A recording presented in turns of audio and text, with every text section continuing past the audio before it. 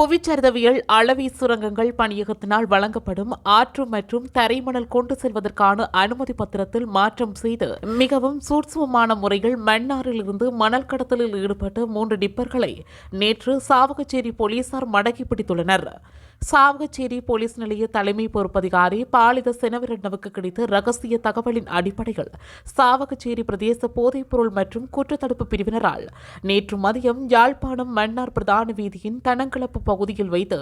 குறித்த 3 டிப்பர்களையும் பிடித்ததுடன் சாரதிகளையும் கைது செய்துள்ளதாகவும் இவர்கள் மூவரையும் இன்று நீதிமன்றத்தில் முற்படுத்தப்பட உள்ளதுடன் குறித்த அனுமதி பத்திரம் தரை மணல் ஏற்ற வழங்கப்பட்டதாகவும் இதில் மாற்றம் செய்து ஆற்றுமண் ஏற்றி வந்ததனை புவிச்சரிதவியல் அளவி சுரங்கங்கள் பணியகம் மூலம் உறுதிப்படுத்தியுள்ளதாக சாவகச்சேரி போலீஸ் நிலைய பொறுப்பதிகாரி தெரிவித்தார்.